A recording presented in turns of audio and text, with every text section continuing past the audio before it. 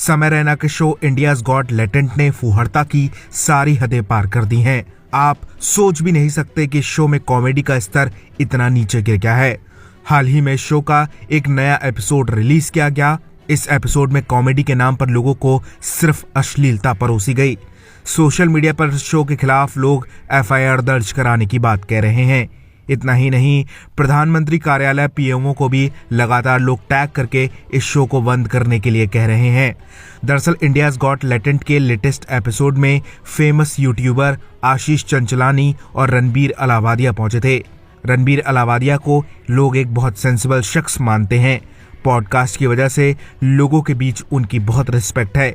लेकिन समय रैना के शो में रणबीर अलावादिया ने माता पिता को लेकर इतना अश्लील मजाक किया कि सुनने वालों के कान भी सन्न रह गए। शो में एक महिला कंटेस्टेंट से रणबीर सवाल करते हैं कि आप अपने माता पिता को सेक्स करते देखना पसंद करेंगे या फिर उन्हें ज्वाइन करना चाहेंगे। रणबीर की बात सुनकर लोग तालियां पीटकर हंसने लगते हैं, लेकिन शो के बाहर लोगों को उनकी ये बात बहुत बेहुदा लगी है। रणबीर को हाल ही में देश के प्रधानमंत्री से अवार्ड भी मिला था। वो भारत सरकार के मंत्रियों का इंटरव्यू भी करते आए हैं। लोगों के बीच वो बड़ी शख्सियत है। बावजूद इसके वो शो में पहुंचकर इतना बेहुदा सवाल पूछने लगे। रणबीर ने कंटेस्टेंट से एक ऐसा सवाल भी पूछा जो इतना गंदा और अश्लील है कि हम आपको बता भी नहीं सकते। सोशल मीडिया पर इंडियाज गॉट टैलेंट पर कार्रवाई की मांग की जा रही है। ट्विटर पर रणबीर अलावादिया इस घटिया सवाल की वजह से नंबर 1 पर ट्रेंड कर रहे हैं। आपका क्या कहना है इस पर? अपनी राय हमें कमेंट में दीजिए और ज्यादा ऐसी अपडेट्स के लिए बॉलीवुड पे चर्चा को सब्सक्राइब कीजिए। कुंभ सिर्फ आस्था को ही नहीं बढ़ाता बल्कि वो इनकम को भी बढ़ाता है। और 2025 का कुंभ कोई साधारण कुंभ नहीं है जो हर 12 साल में आता है, बल्कि यह है महाकुंभ जो कि 144 साल बाद आया है। Now, one of the world's largest religious festivals starts today in India.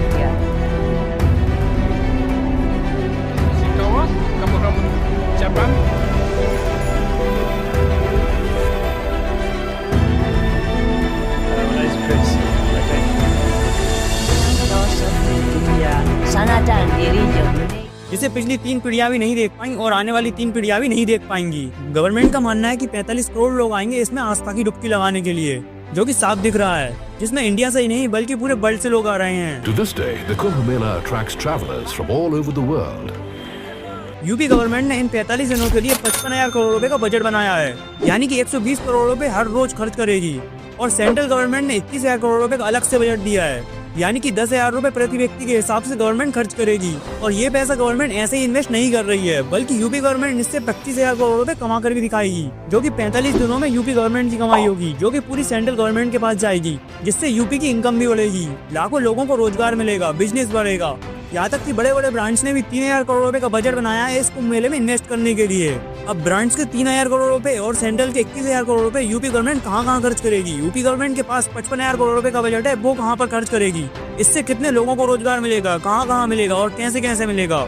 तो क्या यूपी गवर्नमेंट सच में इतना पैसा कमा पाएगी या फिर ये सारा कुछ वेस्ट चला जाएगा? अब ये सब जानने के लिए आपको इस वीडियो की एंडिंग तक बना रहना होगा। राम मंदिर के इनॉग्रेशन के बाद इंडिया में ये पहला इवेंट है जो कि इतने बड़े स्तर पर किया जा रहा है। अब आप पहले कुंभ को समझिए। कुंभ 3 टाइप के होते हैं। पहला होता है हर 6 साल के अंदर, जिसे अद्र कुंभ कहा जाता है। दूसरा होता है पूर्ण कुंभ, जो कि हर 12 साल के अंदर लगता है। और एक होता है महाकुंभ, जो कि 145 साल बाद आता है।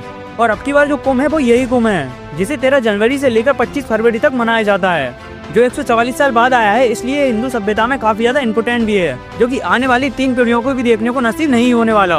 और अगर आप इसे मानते हैं तो आप बहुत ही ज्यादा सौभाग्यशाली हैं, क्योंकि आने वाली 3 पीढ़ियों को भी देखने को नहीं मिलने वाला।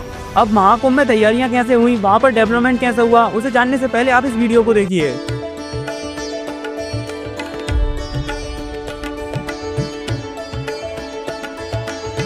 तो ये थी पहले की वीडियो और ये है अभी की video. Ladies and gentleman, welcome to Kumbh Nagari Prayagraj.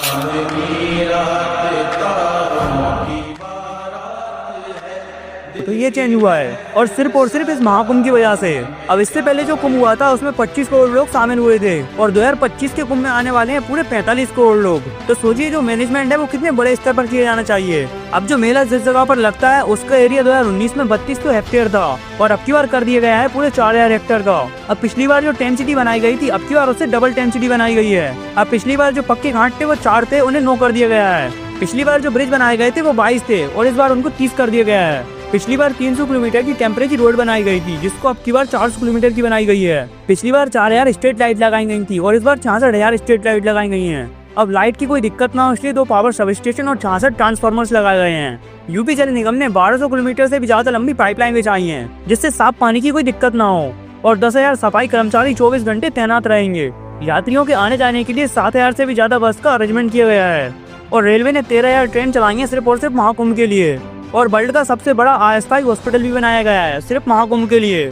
अब गवर्नमेंट का मानना है कि इस महाकुंभ में पूरे 25,000 करोड़ रुपए कमाएगी यूपी गवर्नमेंट, वो भी सिर्फ 45 दिनों में। तो ये होगा, बिल्कुल होगा, वो भी सिर्फ जीएसटी की वजह से। तो देखो 45 करोड़ लोग महाकुंभ में जाएंगे तो वो होटल में भी रुकेंगे, वहाँ पर भी जीएसटी है, खाना भी खाएंगे तो वहाँ पर भी जीएसटी है। तो अब वो वहाँ पर जाकर जो चीज भी करेंगे, खाएंगे, खरीदेंगे, उन सभी चीजों में जीएसटी लगी हुई है। तो इसका मतलब इन 45 दिनों में गवर्नमेंट की जीएसटी की वजह से काफी ज्यादा अच्छी कमाई होने वाली है। सेकंड है लैंड। यूपी गवर्नमेंट की जो जगह है वो लीज पर जाएगी, रेंट पर जाएगी, स्टॉल्स के लिए, टेंट्स के लिए, होर्डिंग्स के लिए। तीसरा है सर्विस के पैसे। अब जो स्ट्रीट बस हैं वो भी चलेंगी, उनका पार्किंग का पैसा, लाइसेंस का पैसा, जितने भी वेंडर्स वहाँ पर दुकान डालेंगे उनके लाइसेंस का पैसा, खाने पीने के लिए फूड लाइसेंस का पैसा। तो लोग अब इतने दूर दूर से आएंगे तो वहाँ के आसपास के टूरिस्ट स्पॉट पर भी जाएंगे। तो यूपी में इस प्रयागराज की वजह से इन 45 दिनों में कहीं ना कहीं पूरे उत्तर प्रदेश में ही बिजनेस बढ़ेगा। तो इसका मतलब ये 25,000 करोड़ रुपए गवर्नमेंट के पास आराम से आ जाएंगे। अब और भी सेक्टर्स हैं जिससे यूपी गवर्नमेंट को बहुत ही ज्यादा प्रॉफिट होने वाला है, जैसे hotels, food vendors, transportation, railway, और ये लिस्ट बहुत ही ज्यादा लंबी है जिसे मैं इस वीडियो में नहीं बता सकता। तो इस वीडियो को यहीं पे करते हैं खत्म।